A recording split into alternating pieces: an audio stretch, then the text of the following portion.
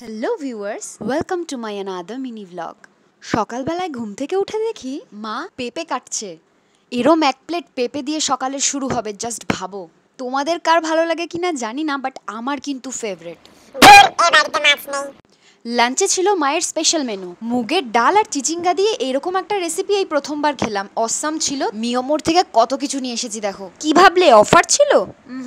না না, কোনো অফার ছিল না, জাস্ট ফর ক্রেভিংস। মাকে দিয়ে নিলাম, এবার নিজে নিয়ে বসবো। ये तो बहुत ही टेस्टी है दोस्तों। তারপর চলে গেলাম পড়াতে। গুঞ্জা আন্টি আন্টি জানো, গুঞ্জা যে বলছে ওটা মাছ না, ওটা তো আলাদা আলাদা নাম। ওই মাছটা আসলে মাছ না, মৎস্য, কুর্ম, বরাহ, নরসিংহ, বামন, তারপরে পরশুরাম, রাম, কৃষ্ণ, তারপরে বুদ্ধ, কল্কি। বাহ, হাততালি দাও, মিঠি দিদি পুরো ঠিক বলেছে। তারপর পড়িয়ে এসে ভাবলাম একটু স্কিন কেয়ার করব, কিন্তু তার আগে দেখি ঘর দুয়ার খুব এলোমেলো হয়ে আছে, তাই একটু পরিষ্কার করে গুছিয়ে নিচ্ছিলাম। তারপর আমি স্কিন কেয়ার করব, তোমরা দেখতে থাকো, সাথে থাকো।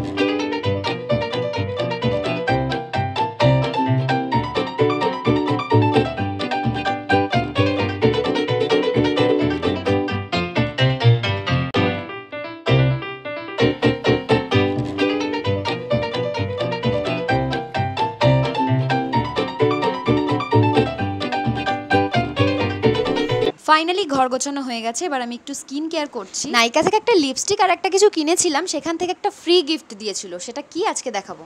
স্কিন কেয়ার খুব একটা করা হয় না আমার। ফ্রি গিফটটা কম করে 2 মাস আমার ঘরে পড়েছিল, তারপরে আজকে ইউজ করব। আসলে দোকানে গিয়ে কিছু কেনা হয় না আমার, তাই যেটুকু কিনি আমি অনলাইন থেকেই কিনি। এই দেখো, মাঝখানে আবার কোন ডান্সের স্টেপ করছি কে জানে। এখন আমি বেসন, দুধ আর হলুদ দিয়ে একটা ফেস প্যাক বানিয়ে মুখে মেখে রেখেছিলাম।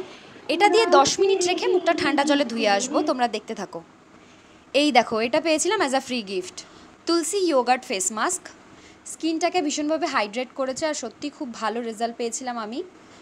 কিন্তু ফার্স্ট টাইম ইউজ করতে একটু প্রবলেমই হবে, মানে খুব একদম এত স্টিকি না লেগে থাকে পুরো ব্যাপারটা। মাস্কটা আমি ঠিকমতো লাগাতে পারিনি, প্রথমে বার ভুলভাল লাগিয়েছিলাম, তারপর আবার খুলে আবার লাগিয়েছি, মানে বিধিবিশ্রী একটা কাণ্ড।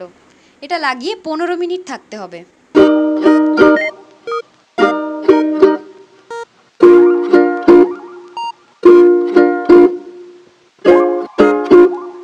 দেখতে পাচ্ছ আমি টাইমার সেট করে নিয়েছি। তারপরে শুয়ে একটু ইউটিউবে শর্টস দেখছিলাম, দেখতে দেখতে দেখি ফিডে আমার video. Oh my God, I was so excited.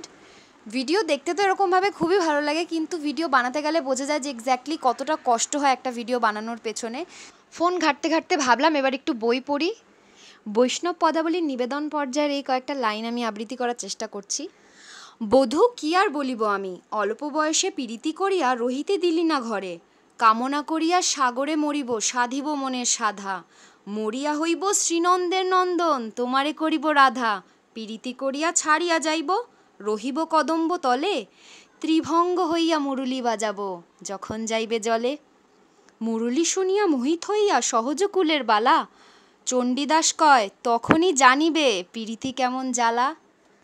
এই লাইনগুলোর কিন্তু নিগুড় অর্থ রয়েছে, যেটা সত্যি অসাধারণ।